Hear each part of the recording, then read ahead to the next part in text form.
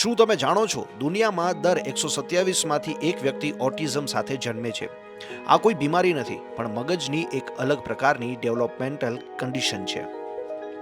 Autism એટલે neuro developmental condition, જેમાં વ્યક્તિને સોશિયલ ઇન્ટરેક્શન, બીજા સાથે વાતચીત કરવામાં અને અમુક ખાસ પ્રકારના બિહેવિયરમાં મુશ્કેલી પડી શકે છે. ગ્લોબલી બ્રેન હેલ્થની ટોપ 10 કન્ડિશન્સમાં આનો સમાવેશ થાય છે. આટલી જાગૃતિ છતાં આજે પણ ઘણા લોકોને સ્ટિગ્મા અને ડિસ્ક્રિમિનેશનનો સામનો કરવો પડે છે.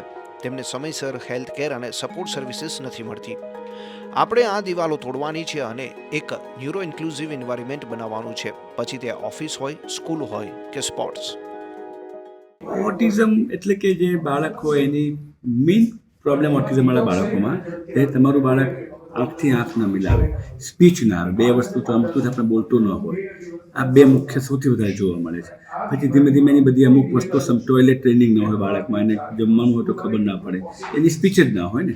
એટલે એ બાળકમાં જે સ્પીચ ન જોવા મળે, સોશિયલ કોન્ટેક્ટ ન હોય, બીજા સાથે ભળે નહીં, એકલું મૂડી હોય, તો સમજો કે બાળકમાં સમથિંગ એ મૂડી નથી પણ એમાં કંઈક પ્રોબ્લેમ છે.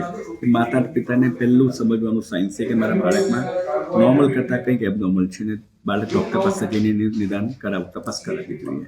ભારતમાં દર 101 બાળકમાં ઓટિઝમનું પ્રમાણ જોવા મળે છે, જ્યારે વેસ્ટર્ન કન્ટ્રીમાં યુએસએમાં દર 37 બાળકોએ એક બાળકમાં ઓટિઝમ થાય છે. રિસર્ચ કહે છે કે જો અર્લી આઈડેન્ટિફિકેશન થાય અને ફેમિલીમાં નર્ચરિંગ કેર મળે તો આ લોકોનું જીવન ઘણું સારું બની શકે છે. WHO હવે દુનિયાભરની સરકારો સાથે મળીને એવી પોલિસીસ બનાવી રહ્યું છે જે ઓટિઝમ ધરાવતા લોકોના અધિકારોની રક્ષા કરે.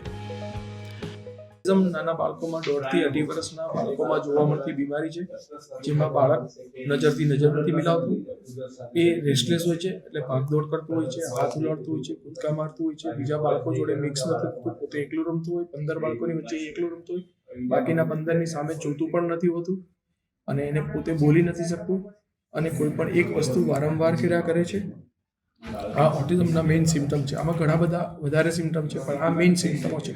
ઓટિઝમવાળા બાળકને જો ગ્લુટીન free, casein free, sugar free diet પર મૂકવામાં આવે, એટલે દૂધની વસ્તુ અને ઘઉંની વસ્તુ અને ખાંડનું ગળ્યું, ગોળનું ગળ્યું, મધનું ગળ્યું બંધ કરવામાં આવે, અને એ લોકોને દોડાવવામાં આવે, ભગાવવામાં આવે, એમને running, walking, skating, cycling, swimming કરવામાં આવે, તો આ બાળકોમાં જબરજસ્ત સુધારો જોવા મળે છે.